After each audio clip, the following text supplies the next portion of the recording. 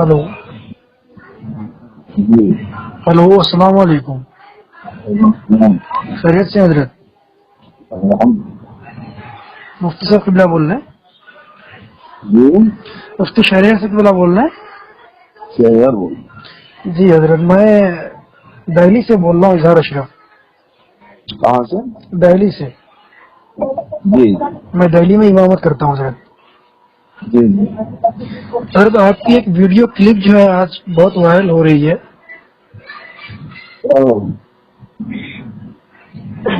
जिसके ऊपर जो है बहुत सारे उलमा किराम भी कुछ गलत बयानी से काम ले रहे हैं आपके खिलाफ। अच्छा, जी, तो क्या मकसद था आपका इस तरह की जो है बातें करना, दोहराने खिताब? उसमें क्या था? जी, आपने कहा कि अइम्मा किराम जहाँ इमामत करते हैं, मोहल्ले वाले 30 दिन का खाना खिला देते हैं, यही बहुत बड़ी बात है। जी, इमामत में जो है तनख्वाह की क्या जरूरत है? सिर्फ यही बात है कि और आगे कुछ है?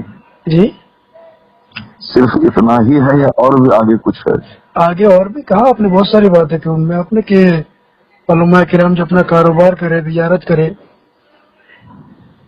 हाँ, तो ये तो वही बात जो हमारे बुजुर्गान दीन भी कह रहे हैं। जी, जो दौरे हाजिर के खुतबा है, ये जो प्रोग्राम कहते हैं, क्या कहते हैं, बेगैर नजराना करते हैं ये लोग। बगैर नजराने के क्यों करेंगे? तो जो कौम एक खतीब के लिए 40-50 हज़ार रुपए निकाल सकती है 1 घंटे की तकरीर के लिए, वो अइम्मा किराम के लिए नहीं निकाल सकती।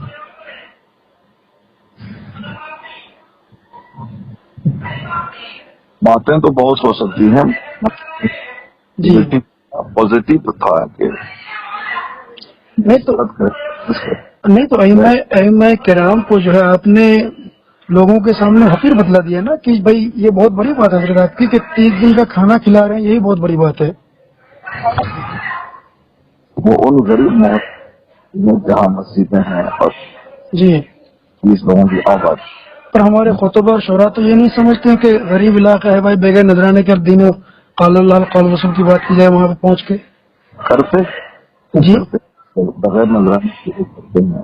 अच्छा, 500 रुपये में हम लोग जाते हैं। जी, पॉजिटिव ही उसको पॉजिटिव न लिया गया।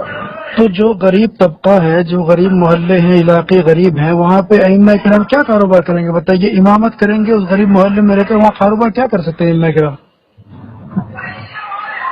मदरसा चलाए, जी, मदरसे में पढ़ाए। जी, तो मदरसा कौन चलाती है? यही अवाम तो मदरसा भी चलाती है। जिस कौम की बात कर रहे हैं आप, यही कौम मदरसा भी चलाती है। जो कौम अइम्मा किराम को तनख्वाह देती है, वही कौम मदरसा भी चलाती है।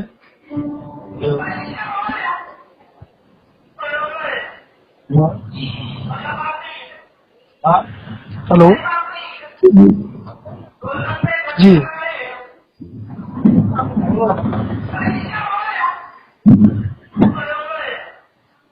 मदरसे में ज़कात की जाती है, और कोई दूसरा काम नहीं है, इमाम साहब नहीं कर सकते। अइम्मा किराम दूसरा काम नहीं कर सकते। वही कह रहा हूँ, इमाम साहब इमामत और कोई दूसरा कारोबार कर सकते?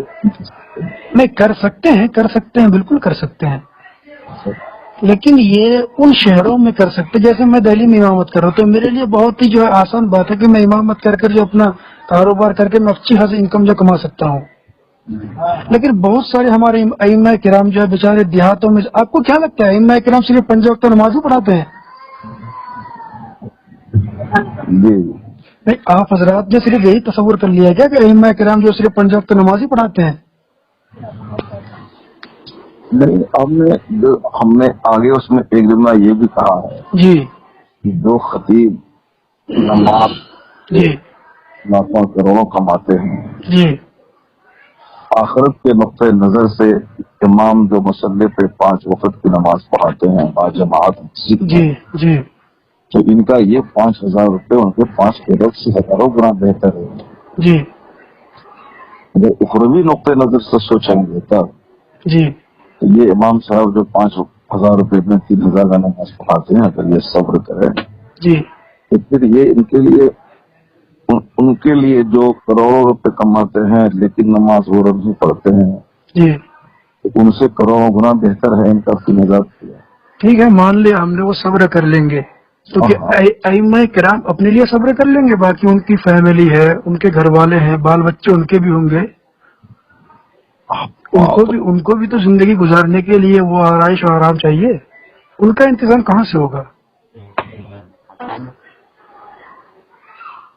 ہلو خوشحالی چاہیے، وہ خوشحالی چاہیے، جی دنیا چاہے خوشحالی چاہیے تو محنت تو کرنی پڑے گی۔ بھائی کیا کہہ رہا ہو، ائمہ کرام کس طرح مل کر کمائیں گے آپ یہ بتائیے نا۔ 1000 روپے میں بھی کیا ہوگا؟ مان لیا جائے امام 10 منٹ اگر تنخواہ دیتی ہے پبلک، جی تو 10 پیسے کیسی زندگی بسر ہو سکتی ہے اس مہنگائی کے زمانے تبھی تو آپ کہہ رہے ہیں کہ مدرسہ پڑھایا ائمہ کرام جا کے، تو میرا سوال یہ ہے کہ جو قوم مدرسہ چلاتی ہے وہی قوم ائمہ کرام کو پیسے دیتی ہے۔ میں؟ مدرسہ چلانے کے لیے ٹیم ہوتی ہے، علماء کرام بھی مدرسہ چلاتے ہیں، مدرسے میں زکوٰۃ و خیرات ایک طرف آپ کہہ رہے ہیں کہ مدرسے میں زکوٰۃ و خیرات کے پیسے دیے جاتے ہیں، ایک طرف آپ کہہ رہے ہیں کہ یہ غریب قوم ہے، پھر غریب ہے تو پھر زکوٰۃ و خیرات کے پیسے کہاں سے نکالے گی؟ اور ہاں تو قوم میں سب پر زکوٰۃ فرض تھوڑی ہے، سب پر حج فرض تھوڑی ہے۔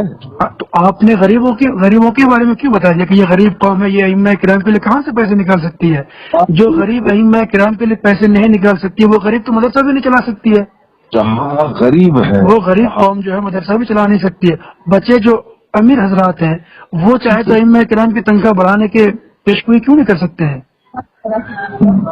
لیکن ہماری تقریر میں یہ بھی تو ہے، صرف ایک تقریر کو لوگوں نے لے لیا۔ جی تقریر میں ہم نے آخرت کے نقطۂ نظر سے صبر کی تلقین کرنے کے علاوہ خوشحالی کے لیے نئی نئی ترکیبیں جدوجہد کرنے کا میں نے دیا۔ جی ہماری تقریر میں یہ بھی ہے کہ امام صاحب کی تنخواہ 25,000، جی ایک آدمی جو اپنے بچے کو بنانا چاہے جی تو پڑھنے کے بعد بھی 25,000 روپے ہے، اور یہاں 25,000 روپے کما کر کے نماز بچا کر امام بچا کر کے اور اپنے بچے کو انجینئر اور عالم دونوں میں سے کون سا چوز کرے؟ اکثر مساجد کا عالم حضرت یہ ہے کہ صرف ائمہ کرام کا کام جو نماز پڑھانا نہیں ہوتا ہے۔ اکثر مساجد کا حال یہ ہے کہ وہاں 2 ٹائم آپ کو بچے ہی پڑھانا رہے گا، یا کم از کم 1 ٹائم تو آپ کو بچے پڑھانا رہے گا۔ ہاں، یا اگر ائمہ کرام کو جو منتخب کیا جاتا ہے اس دور میں، وہ 24 گھنٹے جو ہے آپ کو اپنے عوام کے لیے اور اپنے محلے کے لوگوں کے لیے آپ کو اپلبدھ رہنا پڑے گا۔ کب کون سی پریشانی لے کر آپ کے پاس جائے، اگر آپ نہیں ملیں گے تو پھر علماء کرام کے ساتھ پر انگلیاں اٹھائی جاتی ہے۔ تو سارا معاملہ دیکھنا پڑتا ہے نا۔ اب ہم کاروبار کریں گے اپنا، ہمارے علاقے میں جس اطراف میں امامت کرتے ہیں وہاں کوئی معاملہ ہو گیا، کوئی میٹر ہو گیا، کسی کو کوئی پریشانی آ گئی، وہ ہمارے پاس ملنے کے ہم ہے نہیں یہاں پہ، ہم اپنے کاروبار میں لگے ہوئے ہیں، تو اس طرح بھی دن کا کام نہیں ہو سکتا ہے نا۔ ہمارے گاؤں کے امام صاحب ہیں، وہ نماز پنجگانہ کے علاوہ اپنی کھیتی باڑی کرتے ہیں، جی اور وہ تنخواہ مسجد سے طے نہیں کیے ہوئے ہیں، ان کے مسئلے میلاد کے نذرانے اور نکاح کے جو معافی ملتے ہیں جی اپنا کام چلاتے ہیں اور آرام سے خوشحال زندگی بسر کر رہے ہیں۔ جی وہ خوشحال زندگی بسر کر رہے ہیں، کھیتی باڑی جی جی وہ کھیت میں رہتے ہیں۔ تو آپ کیا چاہتے ہیں کہ سارے علماء کرام جو ہے، سارے ائمہ کرام اپنے اپنے گھروں میں بیٹھ جائے اور کھیتی باڑی کرنا شروع کر دیں؟ لیکن امامت کر کے وہ کرتے ہیں۔ ہاں، تو ایک گاؤں میں کتنی مسجدیں ہیں؟ میں آپ کو مثال دے رہا ہوں، میں دہلی میں امامت کر رہا ہوں، میرا گاؤں جو کشن گنج پڑتا ہے، میرے گاؤں میں تقریباً کئی جو ہے حفاظ کرام علماء کرام ہیں۔ اب میں اپنے گاؤں میں جا کے بیٹھ جاؤں اور وہاں کہوں بھائی میں جو گھر میں کھیتی باڑی کروں گا اور اپنی مسجد میں جو ہے امامت کروں گا، اب سارے یہی سوچ کے گھر میں بیٹھ جائیں گے تو پھر کیسے کیا ہوگا؟ ابھی ایک مضمون چھپا تھا اور ادھر دہلی اطراف میں اور کیا کہتے ہیں کہ کرناٹک میں، بنگلورو میں ایسے ایسے علاقے ہیں جہاں دور دراز تک اس علاقے کا ایک بھی عالم نہیں ہے، وہ بہار بنگال کے علماء کرام آ کر جو ہے دین کا کام کرے، دین کی خدمت کر رہے ہیں۔ اگر یہ لوگ ایسے ہی سوچ کے گھر جا کر بیٹھ جائیں گے اور کھیتی کاشتکاری کرنے میں لگ جائے تو دین کا کام ہوگا کیسے؟ سارے لوگ ایک ہی شعبے سے نہ جڑے، جس کو جہاں جیسے ملے حلال طریقے سے جی اضافہ کرنے کی کوشش کرے. جی دنیا چیز ہے، جی اسٹرگل کرنا ہے. بہت سارے امام ہمارے مدرسے میں کافی 7,000 کا تنخواہ لیتے تھے. جی اس پر محنت کر کے انہوں نے، جوان تھے، انہوں نے اسکول سے نیٹ نکالا، پھر وہ بی ایڈ کیا، ایم اے کیا، اب جاب ملنے والا ہے. ہوں ہمارا اشارہ اس طرف ہے کہ نہ اپنے لیے تو چپ چاپ بیٹھ کے رہیں اپنا، اب بس آپ دن رات بولتے رہیں کہ 10,000. یہ مطلب نہیں ہے. محنتی لوگ محنت کے دوسرے راستے سے وسائل پیدا میرا کرنے کا مطلب یہ تھا. اور ہلو ہمارے مدرسے کے ایک حافظ نے ایسا کیا.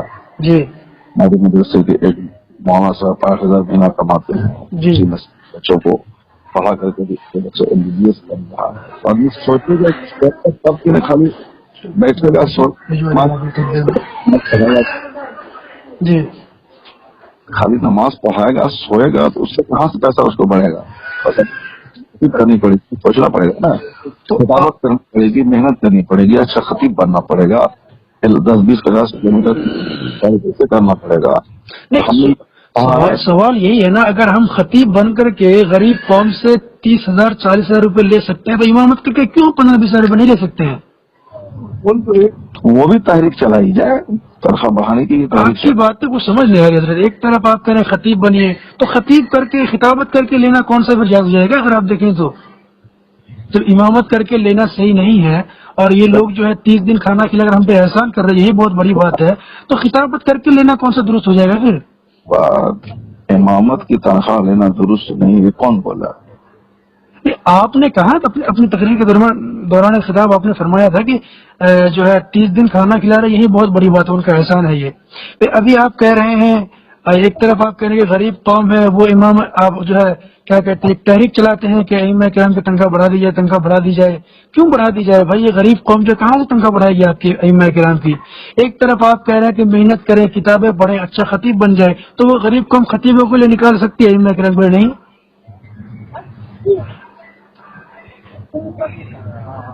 امامت کے لیے جو تنخواہ آج کل ٹرینڈ چلا ہو، جی اس میں آمدنی کے اضافہ کی صورت کرنا پڑے گی آپ کو.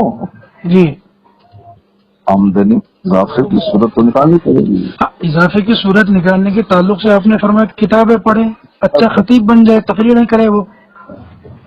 اور جو لوگ خطابت نہیں کرنا جانتے ہیں جی وہ مت کریں. جو اسکول کالج پڑھ سکتے ہیں، اسکول کالج سے ڈگری حاصل کر کے نوکری کریں.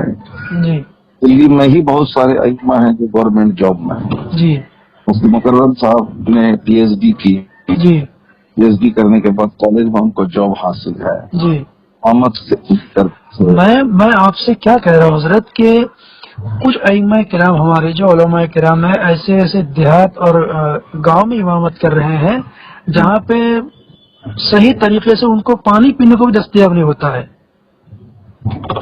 اور جیسا کہ میں نے اپنے بارے میں بتایا کہ میں دہلی میں امامت کر رہا ہوں، تو یہاں مجھے ساری سویدھائیں جو ہے وہ اپلبدھ ہے. میں چاہوں تو اپنا کاروبار کر کے خوب اچھی پیسے بھی کما سکتا ہوں، یہاں سے انکم بھی کر سکتا ہوں میں. جو کر سکتے ہیں مواقع سے فائدہ اٹھا سکتے ہیں اٹھائیں.